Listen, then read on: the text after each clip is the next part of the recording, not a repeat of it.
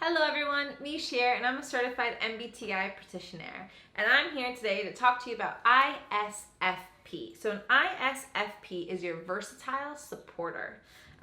This stands for introversion, sensing, feeling, and perceiving.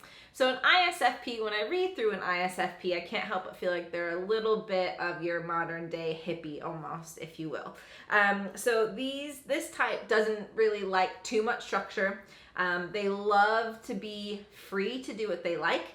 They don't like too much authority. They really strive when they know that they have a sense of freedom, that they can, walk to their own music, that they can think outside the box, and that they have their own space. They can set their own schedules.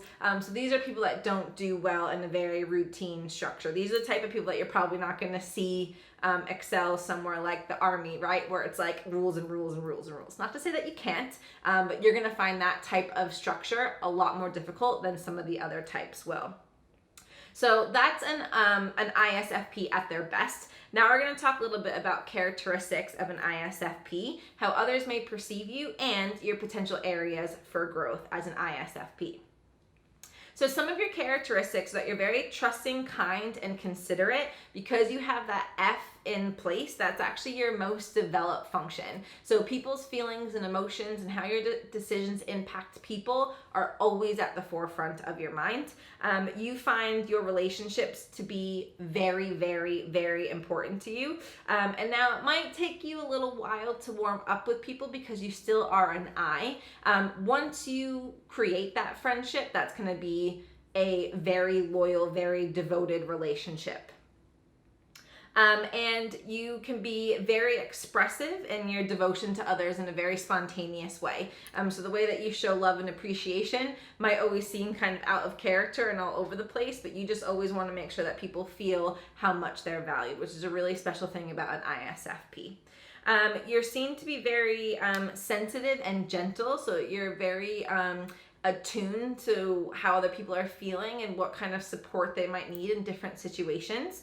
You're also very observant. You're realistic, practical, concrete, and factual. So because you have that S, that in the moment is very important to you, but then you have that P. So you're still open for flexibility and for that spontaneousness, right? Now, how others may perceive you as an ISFP is that you might be seen as a little bit quiet and reserved at first. But again, like I said, once you create that relationship, that'll be a really strong bond and a hard bond to break. You can be very spontaneous and tolerant because you have that P and that F. Again, just kind of letting the day unfold and allowing yourself to be creative and kind of move with the wind, if you will, is a great setup for an ISFP. Now, you do prefer to observe situations rather than dominate situations. So you're also a really great cheerleader in that sense. So you're there to really push and support people up. And that's what fills your emotional bank account, but you don't feel like you need to be the person that's center of attention or leading the group necessarily. That can be a little bit more challenging for you.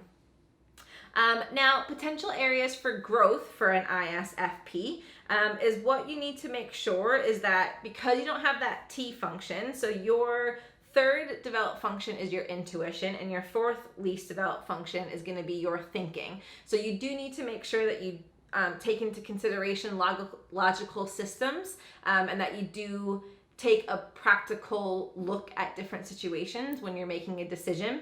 That you'll have to flex that skill to make sure that you're being more well-rounded.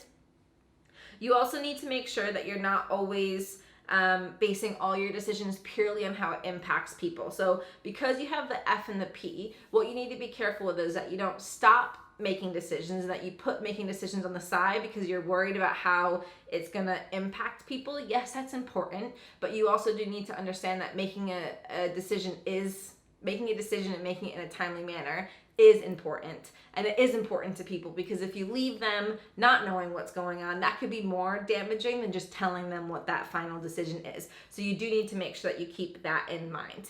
And you also need to just make sure that you don't take things too over personal.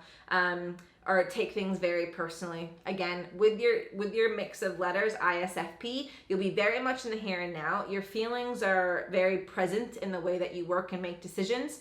So you've got to make sure that you're not making decisions too much on your feelings and emotions at this moment. That again, you're taking that step back, looking at it logically and looking at it long term and long range to make sure that you're making the best decision for yourself and for those around you. So that is an ISFP.